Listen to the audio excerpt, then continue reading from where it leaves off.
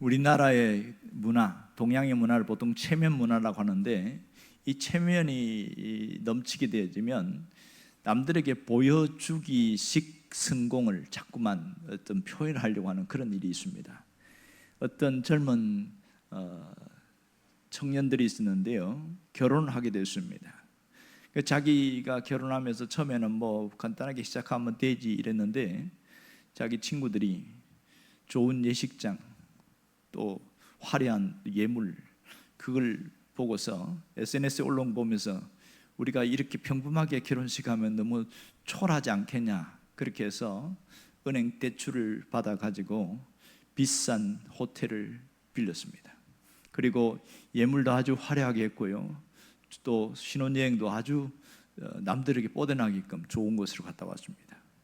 문제는 수천만 원 들어가는 그 결혼 경비, 그 90분 시간을 주더라고요. 그 90분의 시간을 위해서 그렇게 화려하게 보여줬어요. 와, 결혼 잘했다 했는데, 막상 신혼여행 갔다 와서 현실이 다가오니까 당장 날아오는 대출 이자, 카드빚이 막 쌓이게 사가니까 이게 사는 게 아니고 지옥 같은 거예요. 매사가 날카롭고 짜증스럽고 달콤한 신혼이 아주 굉장한 지옥 같은 살벌한 신혼이 되었다는 그런 안타까운 얘기를 봤습니다. 또 한 분은 50대 중년인데요, 이분은 열심히 일만 하다가 자기 친구들이 다 골프를 하는 거예요. 그래서 나도 골프를 좀 배워야 되지 않겠냐, 그렇게 해서 골프샵에 갔더니 처음 하시나요? 그러더니 예, 처음 합니다. 그랬더니 초보자용 그 골프채를 이렇게 건네는 겁니다. 이걸 들고 가려니까 자기가 창피하다는 거예요. 자기 친구들은 골프도 잘 치고 하는데 자기 혼자 채만 딱 봐도 얘 초보구나 안단 말이에요. 그래서 무리해서 그 타이거 우즈가 쓰는 그런 골프채 있어요. 있죠. 그게 수백만 원 한데 그걸 한 세트로 사가지고 간 겁니다. 채도 무겁고. 그런데 이게 프로들이 쓰는 것을 쓰니까 이게 무거운 게 이 채가 점처럼 날아갈 수 있나요? 처음 하는 골프의 현장에 가갖고 이 안 되는 샷을 날리는데 억지로 몇 번 치다가 허리가 삐끗해가지고 날 보니까 엑스레이 찍어보니 갈비뼈가 2개가 나갔다는 겁니다. 그래서 몇 달간 병원 치료하면서 고생했던, 남들에게 좀 뻗어나게 보여주려고 했다가 오히려 굉장히 힘든 그런 이 허세의 갑옷을 입고 고통했던 그런 얘기가 나옵니다. 오늘 본문에도 갑옷 이야기가 나옵니다만은, 이 이야기는 갑옷보다는 다윗과 골리앗 이야기로 굉장히 유명합니다. 이 다윗이 전쟁에 가게 된 계기가 뭐냐면, 자기 블레셋이라는 그 옆에 해안가에 있는 강력한 군대가 쳐들어와서 사울의 이스라엘의 나라가 이제 함께 싸우게 되는데, 이 다윗의 형들이 위로 7이 있단 말입니다. 그러니까 아버지가 이새니까 이새의 아들 3명이 전쟁에 참여하게 됐습니다. 그렇게 해서 가는데 소식이 없으니까 답답하잖아요. 막내인 이 다윗을 심부름으로 보냅니다. 치즈 한 10덩이 하고 뭐 여러 가지 하고, 그래갖고 자기 형들이 소속된 그 천부장에게 뭐 주고, 그렇게 해서 잘 있는지 안부를 물어보고 오라. 그렇게 해서 이제 종들을 데리고 같이 가는 거지요. 이 전쟁터에 그렇게 심부름으로 가게 된 거예요. 갔는데 마침 이 거대한 장수가 저 골짜기 건너편에서 소리를 지르는 겁니다. 너희들이 하나님이 어디 있냐? 살아계신 하나님이 있다 그러면 나와보라고 그래 하면서, 내가 하나님보다 더 세다 뭐 이러면서 욕을 하고 그러는 거예요. 그러니까 갑자기 다윗이 화가 확 나는 거예요. 저 할례받지 못한 놈들이 어떻게 하나님을 모욕하냐, 막 열받은 거예요. 열받은 거예요. 그래서 내가 싸우겠다. 이때 소년 다윗이 몇 살쯤 된 줄 아세요? 대략 17살쯤 된다고 합니다. 17살은요 전쟁에 갈 수 있는 자격 자체가 안 됩니다. 적어도 20세 이상이 돼야 되고 나이가 있습니다. 그 기준에, 그래서 이새의 집에는 3명의 아들만 기준이 받아서 전쟁터에 나가게 된 거예요. 그렇게 막 소리 지르니까 안 그래도 모든 다른 그 형제들도 그렇고 이 거대한 장수가 와서 소리 지르고 하니까 두려운 거예요. 다 그냥 그 바위 밑에 숨고 막 나무 밑에 숨고 그랬는데, 이 쪼맨 꼬맹이 같은 애가 막 소리 지르고 하니까 이 얘기가 어디까지 들리냐면 사울 막사에 그 현장에 있는 거기까지 들린 거예요. 사울에게 들려서 야, 그런 용감한 자가 있냐, 한번 데려와 봐라 그러는 거죠. 그래서 와봤다 기대하고 딱 봤더니 엄청나게 실망한 거예요. 얘가 전쟁에 나간다고? 아니 키도 작지 17살이니까 얼마나 작습니까? 우리처럼 이렇게 덩치 큰 사람이 아니니까요. 그래서 막 네가 어떻게 나가겠냐 그랬더니 사울 왕에게 이 다윗을 설득하는데요. 제가요 이 목동으로 있으면서 제가 막 곰이 막 사자고 할 때 제가 싸워가고 이기고 한 이런 일이 있습니다 하면서 막 간증을 하기 시작한 거예요. 막 이렇게 하나님이 도와주셔서 싸우고 했다 그러니까. 그래서 처음에는 한참 실망했던 이 사울이 가만히 듣다가 알았다 그럼 네가 한번 나가봐라 그렇게 된 겁니다. 근데 나갈 수가 없으니까 사울이 왕이 입던 자기 갑옷을 벗어가지고 준 거예요. 갑옷을 입었는데 옷이 아니고 거의 뭐 바닥에 끌리듯이 한 치마처럼 된 거예요.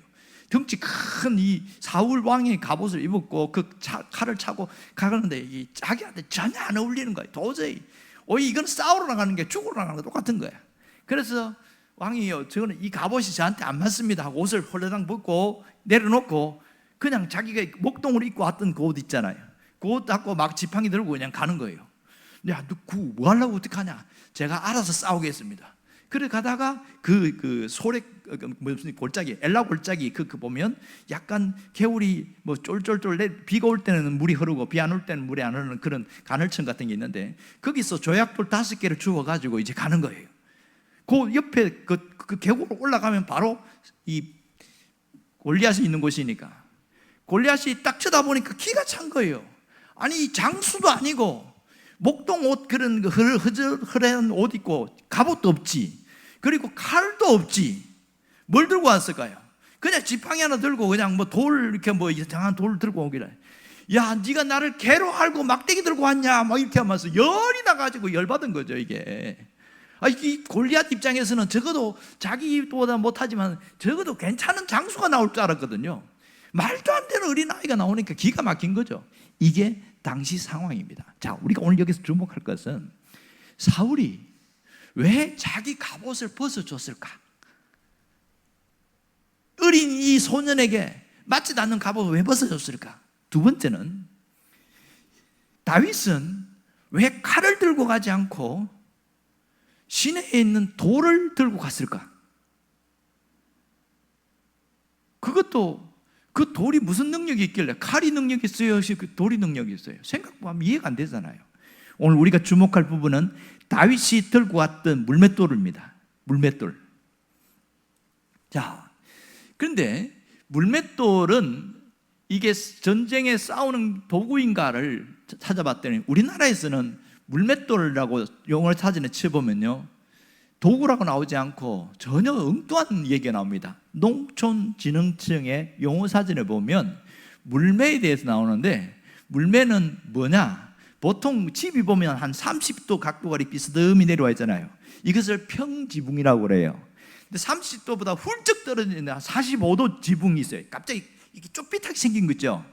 이렇게 비스듬하게 생긴 것을 물매라고 말합니다. 그리고 물맷돌이 있긴 있어요. 근데 언제 쓰냐? 이 물맷돌은 그 수력으로 해갖고 그 물레방아 돌리지 않습니까? 물레방아 돌리면 밑에 곡식을 넣고 팍 찍고 할 때 그때 돌리는 물돌을 물맷돌이라고 그래요. 그러니까 곡식을 찧을 때 쓰는 물맷돌이었습니다. 그러면 우리나라에는 물맷돌이 없냐? 있어요.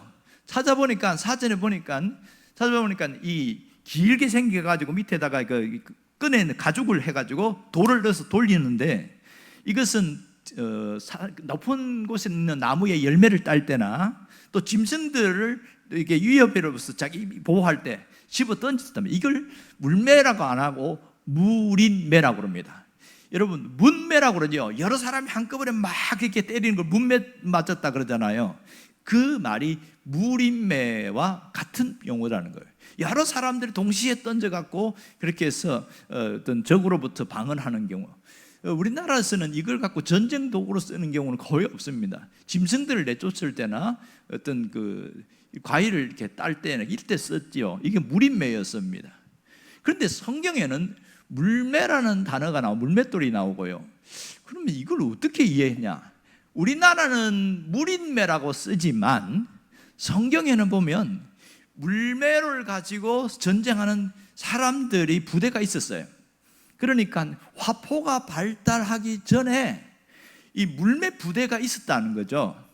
그러니까 우리가 보는 이게 똑같아요. 제구에다가 돌을 넣어갖고 돌려가지고 막 싸우는데, 이렇게 해서 싸우는 것이 성경에 보면 사네립이라든지 아수르가 치들어왔을 때에 이스라엘 방하기 위해서 물매 부대가 따로 있었던 게 성경에 기록이 있고요. 그리고 로마라든지 그리스 전쟁에 보면 벽화에 보면 물매를 던져서 싸운 그런 흔적들이 벽화에 나와 있습니다. 지금 이거는 고고학적으로 발굴이 되어졌으니까 아하, 이 화포가 발달되기 전에는 물매 부대가 있었구나. 이 동전에도 그런 게 그려져 있고 이게 발견이 됐어요. 그렇게 해서 있는 것이 알아서 이런 부대가 있구나. 그래서 성경에는 물매 부대가 있었다는 것을 얘기를 하고 있습니다. 근데 이 물매가 얼마나 가공한 능력이 있냐면 화살보다 멀리 날아가는 거예요. 이해가 안 되죠. 보통 물매를 가지고 돌을 던졌어요. 그러면 한 200m는 능히 이겨서 명중을 시킵니다. 그리고 최장거리 얼마나 나갔냐면 400m까지 가는 거예요. 와, 굉장하지 않습니까? 그리고 시속 70에서 80km로 이 속도로 날아가는 거예요. 그러니까 화살로서는 먼 거리 있는 적들에게는 크게 충격을 줄 수 없는데, 이 돌이 맞으니까, 갑옷에 맞으면 굉장한 충격을 줘서 뼈가 부러지든지 상당한 어려움을 겪는다, 그런 얘기들이 고고학적으로 나와 있어요. 자, 이렇게 물매인데 다윗이 이 돌을 들고 돌 5개를 주머니 넣고 갑니다. 그런데요, 골리앗과 정면으로 맞닥뜨렸을 때에 딱 버티고 서서 던졌을까요? 아니면 달려가면서 던졌을까요? 두 번째가 답입니다. 골리앗이 가만히 서서 빙빙 돌리면서 던진 게 아니고 막 달리면서 던졌어요. 그런데 이게 맞을 수 있습니까? 이게 여러분, 서서 던져야 정확하지 않을까요? 우리가 하다못해 총을 쏠 때도 서서 자세를 고정하고 쏘아야 정확하게 맞습니다. 그런데 막 달리면서 쏘면 어떻게 해요? 안 맞죠, 이게. 그런데 골리앗을 향해서 달려가면서 던졌다, 이렇게 나와 있어요. 자, 이 본문을 어떻게 해서 이해해야 되느냐? 먼저 그럼 우리가 읽지 않은 36절과 37절의 본문을 함께 보면 좋겠습니다. 다 같이 함께 읽어볼까요? 주의 종이 사자와 곰도 쳤은즉 살아계시는 하나님의 군대를 모욕한 이 할례받지 않은 블레셋 사람이니까 그가 그 짐승의 하나와 같이 되리이다. 또 다윗이 이르되 여호와께서 나를 사자의 발톱과 곰의 발톱에서 건져내셨은즉 나를 이 블레셋 사람의 손에서도 건져내리이다. 사울이 다윗에게 이르되 가라, 여호와께서 너와 함께 계시기를 원하노라. 지금 읽은 내용은 다윗이 사울 왕에게 설득하는 얘기잖아요. 그러면서 제가 지금 목동 생활하면서 곰도 싸웠고 사자도 싸웠는데 이겼습니다. 그러면서 하나님께서 우리를 통해서 이기게 해주셨다고, 나를 통해. 그러니까 이 사울이 설득당해서 그래, 네가 가봐라. 그러면서 뭐라고 그러냐면 하나님께서 너와 함께 계시기를 원하노라 이러면서 축복하고 보냈단 말입니다. 말도 안 되는 상황이죠. 자, 그러면 다윗이 목동 생활을 할 때에 곰이 나타나거나 사자가 나타났을 때 이 물매를 던졌다는 얘기잖아요. 그때 물매를 던질 때마다 하나님이 기적을 베풀었을까요? 아니면 자기 실력으로 던져서 죽였을까요? 툭 떨어진 두 번째가 답입니다. 막 물매를 던졌을 때에 이때도 기적이 일어났다, 그런 일 없어요. 자기 실력으로 이겼단 말입니다. 자기가, 하나님이 그때마다 기적을 일으킨 게 아니었어요.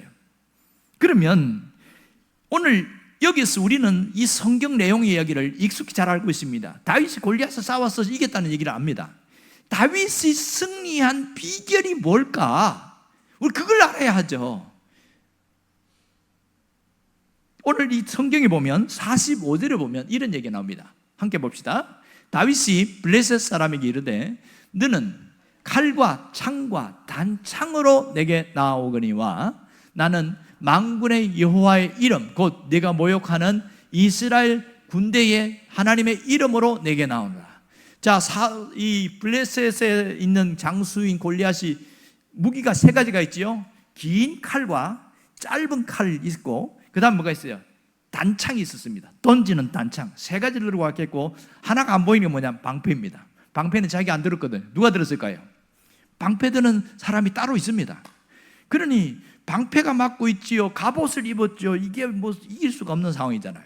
그런데 뭐라고 이야기하냐면 다윗이 맨 끝에 나는 네가 모욕하는 이스라엘 군대에 하나님의 이름으로 가노라 이렇게 말한단 말이에요. 하나님의 이름으로, 하나님의 이름으로 나갔다는 게 이게 다윗의 승리 비결이에요. 그러면 여호와의 이름이 승리 비결이면 막 물매를 던지면서 하나님 소리를 지르면서 그렇게 갔다는 얘기인가요? 그거 아니잖아요. 여호와의 이름으로 나아갔다, 그 말은 무슨 뜻일까요? 내가 나아갈 때에 하나님이 함께 하신다, 그 말입니다.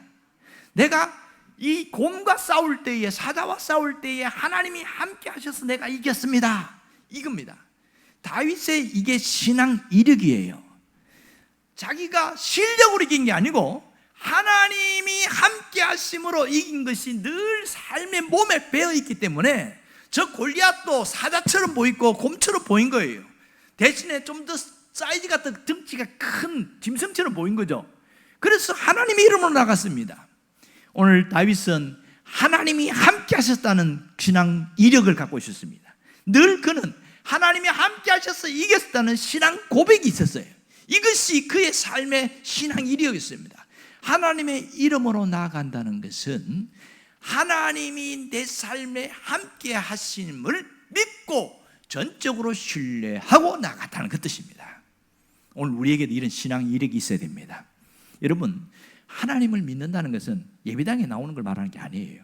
제가 수도 없이 얘기하지만 하나님을 믿는다는 것은 보이지 않는 하나님이 보이는 것처럼 하나님이 함께 하심이 나타나는 겁니다. 그래서 제가 보이지 않는 하나님을 설명할 때 어떤 걸 비유로 든지 아시죠? 뭐예요? 바람이잖아요. 바람은 아무리 세게 불어도 바람의 형체는 보이지 않습니다. 단지 바람이 부는 강도만 보여요. 어떻게? 주변에 나무가 흔들린다든지, 심하게 불면 간판이 떨어진다든지, 더 심하면 나무가 뿌리째 뽑힌다든지, 그런 것만 보이지 바람이 실제 형체는 전혀 볼 수가 없어요. 그러나 사람들은 바람이 없다고 말하지 않습니다. 바람이 오늘 부네 그러고 바람이 왜 이렇게 세지? 이럽니다. 왜냐하면 양산도 후루룩 날아가 버리니까. 이게 강력한 바람의 역사잖아요. 바람의 능력이잖아요. 하나님은 눈에 보이지 않지만 하나님이 하시는 일은 반드시 나타나게 되어 있습니다. 하나님의 역사는 드러나게 되어 있단 말입니다. 하나님이 강력하게 역사하면 역사할수록 우리 삶에 이 어마어마한 바람이 부는 것처럼 놀라운 변화가 일어납니다. 그걸 누가 경험했냐? 다윗이 경험한 거예요. 그래서 하나님이 함께 하신다는 이것이 자기의 신앙 이력이 되었고, 하나님이 함께 하심으로 이겨낼 수 있었던 것이 그의 경험이 되었던 거죠. 그러므로 하나님을 경험하는 것이 영성이에요. 여러분, 영성이라는 것은 기도 많이 해서 생기는 것이 아니라 삶 가운데 하나님이 함께 하심이 느껴지고 하나님이 살아계심을 느끼면서 그 신뢰하면서 나갈 때 이게 영성이, 이게 살아있는 영성이라고 그래요. 물론 기도해도 영성은 생기겠지만 이 야전적인 강력한 영성은 삶의 현장에서 나타나는 겁니다. 오늘 우리에게 이런 영성이 있기를 원합니다. 눈에 보이지는 않지만 하나님의 역사는 보입니다. 하나님은 눈에 안 보이지만 하나님의 일하심이 있단 말입니다. 그래서 보이는 것이 전부가 아니라 보이지 않는 세계가 있다는 거예요. 그게 영의 세계고 하나님이 우리에게 역사하는 세계 아니겠어요? 그 하나님이 일하심이 느껴지는 사람은 눈에 보이는 것을 전적으로 믿지 않아요. 눈에 보이는 현상에 두려워하고 떨고 거기에서 무너지지 않는단 말입니다. 왜요? 보이지 않는 하나님이 계시니까. 여러분이 보이지 않는 그 하나님을 볼 수 있기를 바랍니다. 다윗이 그랬어요. 다윗은 거대한 3m 가까이 되는 이 골리앗을 보지 않았습니다. 누구를 봤어요? 하나님을 봤어요. 하나님이 자기와 함께 하심에 대한 체험이 있기에 이 물맷돌을 들고 가도 하나님의 역사하심을 믿었단 말입니다. 그런데요, 우리의 문제가 뭔지 아세요? 우리는 여전히 문제의 골리앗만 보인다는 거예요. 환경의 골리앗만 보인다는 겁니다. 하나님은 잘 안 보이고 문제는 너무너무 크게 보여서 우리는 그 앞에서 맥없이 무너지고 절망할 때가 많습니다. 때로는 감당할 수 없는 거대한 파도가 우리에게 밀려올 때, 나는 해도 해도 끝이 없고 늘 실패만 하는구나, 그 절망이 우리에게 밀려온단 말입니다. 보이지 않는 것이 사실은 전부가 될 때가 많습니다. 사실 눈에 보이는 것은 일부분입니다. 그걸 우리가 뭐라고 하냐면 빙산이라고 합니다. 여러분, 빙산 아시지요? 빙산은 뜨다니지만은 눈에 보이는 물 수면 위에 있는 것은 조만한 것밖에 없습니다. 그런데 수면 아래에 있는 그는 거대한 얼음 덩어리가 있단 말입니다. 그러니까 우리가 싸우는 전쟁은 눈에 보이는 것이 아니라 내 내면에서 일어나는 전쟁이에요. 내면에서 싸워서 지면 삶의 현장에서도 무너져요. 내면에서 싸워서 이기면 삶의 현장도 이겨요. 똑같이 힘든데요, 똑같이 아프고 똑같이 돈이 없고 똑같이 환경이 어렵고 매일 그냥 한 달 한 달 아등바등 살아가는데, 어떤 사람은 안 힘들어 보이나 봐. 저 사람 무슨 빽이 있길래 저렇게 웃으면서 살지? 그러는데 어떤 사람은 항상 죽을 상이야. 만나면 아이고 죽겠다고 그러고, 아이고 힘들다고 그러고, 맨날 부정적이고 불안하고 두렵고 미래 맨날 그렇게 이야기해. 현실을 보면 힘들어. 그런데 이 편안해 보이는 이 사람도 보면 나하고 똑같아. 환경도 똑같아. 경제적으로 똑같아. 다른 게 없어요. 그런데 뭐가 다르길래 이 사람 웃고 있냐고요. 뭐가 달라요? 내면에서 싸워서 이겼다는 거잖아요. 내면에서 싸워서 이긴 사람은요, 한계를 뛰어넘고 환경을 뛰어넘고 현실을 뛰어넘습니다. 하지만 내면에 무너지는 사람은요, 조그만 어려움에도 죽겠다고 그러고 절망하고 포기하고 낙심하고. 여러분, 환경이 어려워서 어려운 게 아니라 내 마음이 무너져서 어려운 겁니다. 똑같이 공부하는데 어떤 사람은 1등 안 했다고 절망해서 아파트 옥상에서 떨어져 죽어요. 자기가 1등 한 번 뺏겠다고. 그런데 어떤 애는 아무리 노력해도 2등밖에 못해. 그런데도 안 죽더라고. 왜 그런지 아세요? 고지가 바로 앞에 있잖아. 고지가 결국은 1등 하더라고. 보니까 어려워서 죽는 게 아니에요. 내적인 전쟁에서 무너지게 실패하기 때문에 죽는 겁니다. 우리가 인생의 위기가 닥치면 항상 사울의 갑옷을 찾습니다.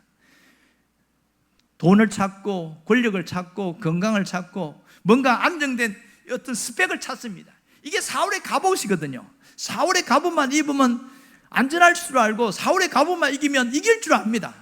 그것이 나를 지켜줄 줄 알아요. 물론 도움은 되겠지만은 나에게 맞지 않는 이 사울의 갑옷을 찾는 것이 얼마나 어리석은지 몰라요. 하나님은 내가 가진 물매를 찾기를 원하는 겁니다.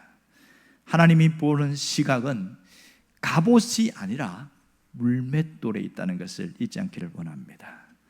다윗은 어떻게 해서 이겼어요? 보는 시각이 달랐어요. 보는 시각이. 다윗의 용기는 자기 안에서 나온 것이 아니라 신앙 이력에서 나왔습니다. 그래서 보는 게 달랐어요. 현실을 보면, 골리앗을 보면 우와, 어떻게 이겨? 이 유대에 있는 모든 군인들이 다 그랬으니까. 그런데 이 골리앗의 이마에 돌 박히는 거 보세요. 다윗은 뭘 봤을까요? 다 갑옷을 두르는데 얼굴에만 싹이 얼굴이 비 있어. 덩치 크네. 저기 맞추면 죽겠구나. 이 정수리를 본 거예요. 덩치 크니까, 얼굴이 면적이 사이즈가 크니까 저게 단점이다. 그걸 본 거죠. 여러분, 다 크다고 능력 있고 승리자가 되는 게 아닙니다. 세상은 큰 사람이 이깁니다. 세상은 돈 많은 사람이 이기고 권력 있는 사람이 이기고 세상은 거인이 이깁니다. 하지만 이스라엘에도 거인이 있었어요. 자기 형 엘리압이 거인이었습니다. 얼마나 거인이었냐? 이 사람이 하나님이 택하신 사람이라고 사무엘 선지자가 생각할 만큼 굉장히 미남이었고 잘났고 덩치가 컸습니다. 그런데 딱 기름을 부으려고, 왕으로 기름 부으려고 하니까 하나님이 야, 엘리압 아니야, 이렇게 하는 거예요. 환영당하잖아요. 그래서 누구의 기름 부었습니까? 양치는 그 어린 소년이 이 다윗의 기름을 부었습니다. 말도 안 되지요. 그리고 이 이스라엘은 사울 왕이 다른 사람보다 어깨 위에 키가 더 컸다고 그랬어요. 그런데 얼마나 덩치가 큽니까? 골리앗에게는 미치지 못하지만 세상의 눈을 볼 때는 그도 거인입니다. 저 사람과 함께 가면 이길 수 있겠다. 그런데 더 거대한 거인이 또 있었던 거죠. 골리앗이잖아요. 그러나 하나님은 골리앗도 엘리압도 사울도 하나님은 그를 쓰지 않았습니다. 덩치 작은 다윗을 사용하셨다는 것을 잊지 않기를 원합니다. 왜냐하면 왜 하나님이 다윗을 썼을까요? 다윗은 하나님과의 바른 관계가 늘 세워져 있던 겁니다. 여러분, 한 가정에 살아도 부모의 관계가 좋은 사람이 있고 부모와 늘 등 돌린 사람이 있습니다. 눈에 보이지 않지만 원수처럼 살아가는 사람이 있습니다. 한 달 내내 지나더라도 말을 안 섞어요. 밥 먹었냐? 예. 끝! 이게 일상의 삶인 사람이 있습니다. 대화가 안 되는 거예요. 대화가 단절됐어요. 그러면 이 자식은 부모와 관계가 좋습니까? 나쁩니까? 아무도 좋다고 이야기하는 사람 없습니다. 뭔가 불편한 게 있구나, 이렇게. 한 집에 살아도 관계가 좋지 않은 거예요. 그런데 어떤 아들은 내가 속상한 것도 이야기하고 내가 고민되는 것도 이야기하고 하면서 얘기를 해요. 그럴 때 뭐라고 하냐면 쟤는 부모와 관계가 참 좋네, 이렇게 이야기합니다. 신앙도 마찬가지예요. 일주일 내내 가면서 하나님 앞에 기도 한 번도 안 하고 그렇게 삭막한 삶을 살다가 현장에 예배당에 오는 사람도 있고요. 어떤 사람은 일주일 내내 자기 삶 속에 하나님이 함께 하신다는 걸 늘 믿고 혼자 중얼중얼 하면서 하나님 그렇지요, 내가 얼마나 힘든지 알죠, 돈 좀 주세요, 내가 더 돈이 있으면 좋겠어요, 하늘에 또 돈 부따라 떨어지면 내가 뭐라도 할 텐데, 혼자 중얼거리면서 어쨌든 그렇게 하면서 하나님과의 관계가 좋은 사람이 있단 말입니다. 여러분은 첫 번째입니까? 두 번째입니까? 하나님과의 관계가 좋은 사람이 될 수 있기를 바랍니다. 하나님이 다윗을 쓴 것은 덩치가 크고 외모가 화려해서 쓴 게 아니라 하나님과의 바른 관계가 늘 정립되어 있었기 때문에 하나님이 그를 세웠다는 것을 잊지 않기를 원합니다. 그것이 인생의 전성기를 만들었고 무적 인생을 만들었습니다. 보세요, 아무도 믿지 않았죠. 그런데 골리앗을 다윗이 이겼어요. 그때부터 다윗은 누가 봐도 무적 인생이 되었습니다. 물론 그 이후에 사울의 시기심 때문에 고생은 했지만, 그러나 누가 봐도 다윗이 죽인 자는 만만이로다, 그렇게 노래 부를 정도로 인생이 바뀌는 겁니다. 여러분, 내가 가진 스펙이나 외모나 내가 가진 돈의 문제가 아니라 하나님과 함께 하고 있느냐, 하나님과 관계가 좋으냐, 이것이 우리 인생을 다르게 만듭니다. 여러분이 그런 무적 인생이 될 수 있기를 바랍니다. 하나님과 잘 지내기 바랍니다. 하나님과 친하게 지내기를 바랍니다. 이걸 모르는 사람은 자꾸 사울의 갑옷을 찾아요. 사울의 갑옷이 뭡니까? 스펙이잖아요. 돈이잖아요. 건강이거든요. 그것이 나를 지켜줄 줄 알아요. 그래서 어떤 사람은 건강식품을 1년 내내 먹고 그거 좋지요. 근데 그것이 우리의 인생 전체를 지켜주지 못해요. 여러분, 어떤 사람은 헬스를 매일 하더라고요. 제가 부산에 있을 때 보니까 40대 초반인데 내가 볼 때 몸이 굉장히 좋아요. 새벽 4시에 일어나서 산을 타요. 그럼 아침 7시에 와. 5시, 6시, 7시 3시간을 산을 타는 거예요. 얼마나 건강한지 압니까? 그런데도 낮에 헬스장에 가. 상당히 덩치도 좋고. 근데 그분은 교회 안 나오는데 옆에 있는 그 분이 교회 나가고 자주 보고 했는데요. 그 어느 날 부산에 있는 병원에 실려갔다는 거예요. 왜 실려가요? 그렇게 건강한 사람이? 몰라, 갑자기 뭔가 기침하고 그러더니 그냥 병원에 갔다는 거예요. 건강하니까 금방 태어나겠지. 사람들 다 그렇게 이야기하는 거예요. 나도 그렇게 받고. 그런데 해성병원인가 병원에 실려갔는데 못 나왔어요. 거기서 장례식장 치러가지고 그렇게 그 친척이 이제 교회 나왔으니까 그래서 가서 장례식장에 갔다 왔어요. 이렇게 건강한 사람도 바이러스 하나가 들어오니까 악성이 돼서 급성으로 퍼져버리니까 못 이기더라고요. 그런 일도 있어요, 여러분. 아침 새벽에 산도 오르고 건강식품도 먹고 다 보약도 먹고 다 하는 것이 좋은 거예요. 하지만 그것 자체가 내 인생을 지켜주지는 못한단 말입니다. 그걸 잊지 말아야 된다는 것이죠. 여러분, 아무리 작아도 비천해도, 그러니까 남들이 볼 때는 관심 박혀 있는 사람이라 할지라도 그 사람이 하나님과 함께 하는 사람이라면 그는 인생이 달라집니다. 삶이 달라져요. 누구처럼요? 다윗처럼. 여러분, 우리의 문제는 상황이 아니고 현실이 아닙니다. 우리는 돈이 있으면 많은 것이 우리를 해결해 줍니다. 건강도 잡아주지요. 그 다음에 삶의 질도 높여주지요. 모든 것을 높이지만 딱 하나, 인생을 책임져 주지는 못하더라고요. 인생을 책임져 주지 못해요. 우리의 인생은 사울의 갑옷에 있지 않다는 것을 놓치지 않기를 원합니다. 사울의 갑옷, 그것이 부럽기는 하지만 내 몸에 맞지 않은 갑옷을 쫓아서 가다 보면 인생이 항상 구렁텅이에 빠지게 되는 것을 알 수가 있습니다. 다윗은 자기 몸에 맞지 않는 갑옷을 벗어버렸습니다. 그리고 자기에게 익숙한 그런 모습으로 돌아갔습니다. 그게 뭐예요? 조약돌을 주어서 전쟁터에 나간 거예요. 왜냐하면 곰을 만났을 때, 사자 만났을 때에 그걸로 싸워 이겼거든요.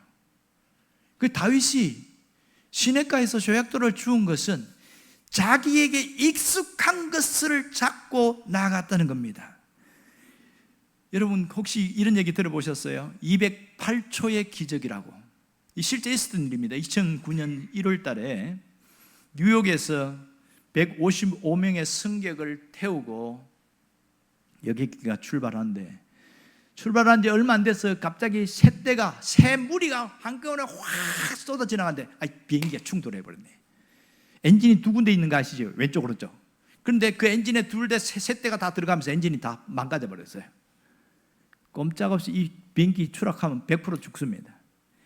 그때 기장이 정신을 바짝 차리고 어떻게 해야 살 수 있을까를 고민하다가 허드슨 강, 저 멀리 강을 본 거예요. 그 짧은 3분 몇 초입니까? 47초에 그 208초 동안의 그 짧은 시간 동안에 자기가 목숨을 걸고 그 허드슨 강에 강바닥에다가 쫙 깔아갖고 155명 다 살았어요. 놀라운 일 아닙니까? 그래서 기자들이 왔고 인터뷰하는 거예요. 어떻게 해서 한 명도 죽지 않고 이렇게 살릴 수 있었습니까? 그랬더니 이 기장이 뭐라고 그런지 아세요? 저는 40년 동안 조금씩 저축해온 경험과 훈련과 교육이 있었고 그날 나는 그 계좌에서 아주 큰 금액을 인출했습니다. 이렇게 말하는 겁니다. 208초는 3분 47초는 40년의 세월이 녹아진 현장이라고 말하는 겁니다.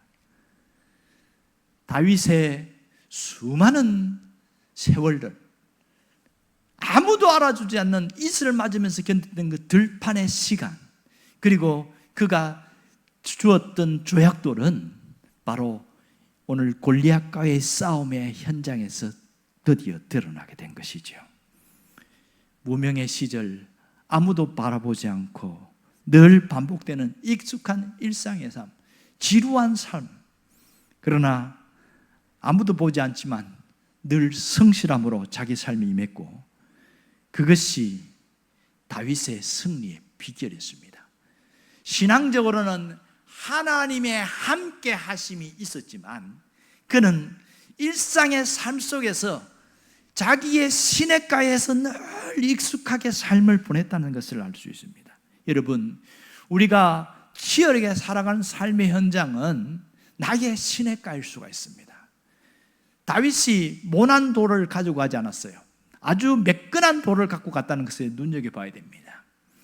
어쩌면 우리가 일상의 시냇가는 이 모난 돌이 매끈하게 되는 과정일지 몰라요. 그 과정을 지나고 나면 드디어 하나님의 이름으로 싸우는 능력이 생기게 할 수 있습니다.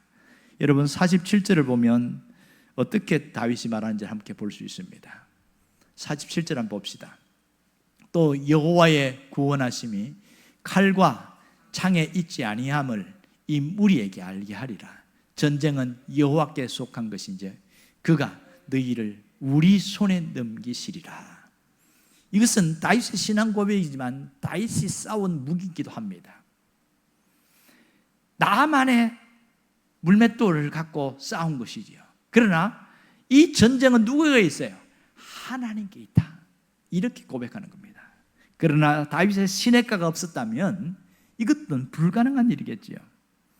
결국은 하나님이 전쟁의 주인이심을 인정하였고, 이 물맷돌은 그 전쟁에서 싸워서 승리하는 도구일 뿐이다라고 다윗은 고백하고 있는 것이지요. 만일 다윗이 사울의 갑옷을 입고 갔고 사울의 칼을 들고 와서 싸워서 이겼다면 사람들은 뭐라고 그럴까요? 역시 갑옷이 중요해. 역시 무기가 중요해. 그래서 그 사울의 칼을 바라보면서 부러워했겠죠. 사울의 갑옷을 보면서 부러워했겠죠. 하지만 전혀 무방비 상태인 이 다윗은 아무것도 입지 않고 자기 목동의 옷을 입고 그냥 제구에 있는 물맷돌 하나만 갖고 왔다는 것은 나만의 시냇가에서 하나님이 나를 연단시키실 때에 그것이 나를 물맷돌로 하나님이 세우는 과정이라는 것을 잊지 말라는 겁니다. 여러분 45절 한번 봅시다. 다윗이 뭐라고 그런지 이렇게 말합니다. 너는 칼과 창과 단창으로 내게 나오거니와 나는 만군의 여호와의 이름으로 나간다 그랬어요. 하나님의 이름으로 내게 나간다. 이게 우리 삶입니다. 여러분, 내가 기억할 것은 하나님의 이름이라는 스펙을 가지고 물맷돌을 들고 나가는 겁니다. 그럴 때 놀라운 역사가 있는 것이죠. 오늘 우리에게 주신 물맷돌이 뭘까요? 가족을 먹여 살리기 위해서 매일 아침 피곤한 몸을 이끌고 출근하는 그 성실함, 또한 자녀를 위해서 밤새워 기도하던 기도의 시간들, 이게 내게 주신 물맷돌입니다. 남이 알아주지 않아도 교회 구석구석을 묵묵히 헌신했던 봉사의 땀방울들, 비록 남들이 볼 땐 초라하고 별것 아닌 것처럼 보일지 몰라도 하나님 보실 때는 그것이 물맷돌이라고 말하고 있습니다. 문제는 내가 그것을 인식하지 않고 있기 때문에 그렇습니다. 어떤 40대 중반의 한 분이 명예은퇴를 하신 거예요. 그래서 내 인생은 이제 여기서 끝나는구나. 그래서 절망하고 있는데 이 다윗과 골리앗 이야기를 들었어요. 오늘처럼 말입니다. 물맷돌 이야기를 들었단 말입니다. 인생이 완전히 이제 40대에 한참 잘 나갈 나이에 명예퇴직 당했으니 어떻게 합니까? 그거 듣고 나서 기도하는데 무슨 생각이 들었냐면 자기가 청년 시절에 도배를 하는 것을 배운 적이 기억나는 거예요. 옆에 같이 데모도 했겠죠. 그럼 이걸 한번 해볼까? 그러면서 조금 더 배우고 해가지고 그렇게 해서 이제 도배하는 거 있죠. 그걸 하는 거예요. 벽지 갖고 다니면서 그렇게 하다가 매일매일 하나님, 내가 하나님의 이름으로 함께 일을 해야지. 그래서 하나님을 찾은 거예요. 아침에 출근할 때 차 시동 걸고 하나님을 찾고 또 퇴근하면서 하나님을 찾고, 이게 이전에는 개념적으로 하나님을 믿었는데 진짜 하나님에 대한 신앙을 갖고 그렇게 찾았어요. 그러면서 하나님 오늘도 나갑니다. 하나님 도와주십시오. 이러면서 가는 거예요. 그냥 똑같아. 근데 놀라운 건 뭔지 아세요? 이 일상의 성실함과 자기 갖고 있는 별것 아닌 그 도배업이라는 이게 물맷돌이 된 거예요. 계속 사람들이 당신 보니까 실력이 괜찮네 이러면서 인정받아가지고 인테리어 업체 하나에 아예 등록을 내서 시작을 한 겁니다. 그렇게 했고 직원 몇 명 두고 그렇게 해서 자기가 이 설교 한 편 듣고 인생이 나락으로 떨어져 절망했던 그때 일어서갖고 나만의 물맷돌로 오늘 나간다, 그렇게 하면서 그가 승리한 것을 알 수 있습니다. 여러분, 우리의 일상 속에서 하나님이 주신 물맷돌이 있습니다. 그런데 이게 별 볼 일 없다고 생각하고 변변치 않다고 생각하고 놓치고 살아간 게 많습니다. 어떤 사람에게는 남들보다 따뜻한 미소가 있습니다. 저 사람만 마음이 푸근하고 그래. 그 따뜻한 미소가 물맷돌입니다. 또 어떤 사람에게는 가족을 위해서, 자기 삶을 위해서 매일 드리는 5분의 중보기도가 있습니다. 중보기도가 물맷돌입니다. 어떤 사람에게는 남들이 싫어하는 일에 먼저 손을 내미는, 그리고 우직한 성실함이 있습니다. 이것이 물맷돌입니다. 신앙인들에게는 보이지 않는 은혜의 물맷돌이 있습니다.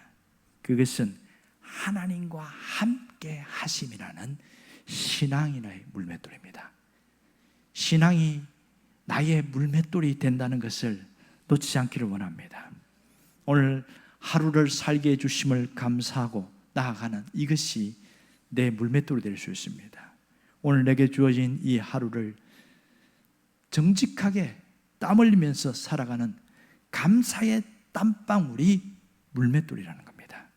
여러분의 일상의 평범함이 하나님의 손에 들려진 기적의 물맷돌인 것을 놓치지 않기를 원합니다. 더 이상 사울의 갑옷을 부러워하지 마십시오. 그 사울의 갑옷을 입으려고 애쓰려고 하지 마십시오. 하나님이 내게 주신 그 물맷돌을 찾아서 그것을 가지고 나가란 말입니다. 그럴 때에 우리의 하루하루는 놀라운 변화가 있는 겁니다. 이 은혜를 깨닫고 오래전에 시를 썼는데 그 시가 찬양이 된 것이 있습니다. 그게 뭐냐면 오늘 이 하루도 최용덕 씨가 쓴 겁니다. 가사는 이렇습니다. 내게 주어진 하루를 감사합니다. 내게 또 하루를 허락하심을. 이 하루도 헛되이 보내지 않으며 살기를 원합니다. 이런 은총을 받을 만한 자격이 없지만 주의 인자심을 힘입으로 이 하루도 내게 주어졌음을 감사합니다. 나의 물맷돌을 찾은 사람은 이 하루를 소중히 여기며 최선을 다한다는 겁니다. 하나님이 여러분에게 주신 물맷돌로 인생 승리자가 되기를 바랍니다. 다윗처럼 문제의 골리앗, 환경의 골리앗, 절망의 골리앗을 싸워서 이기는 자가 될 수 있기를 바랍니다. 함께 기도하겠습니다.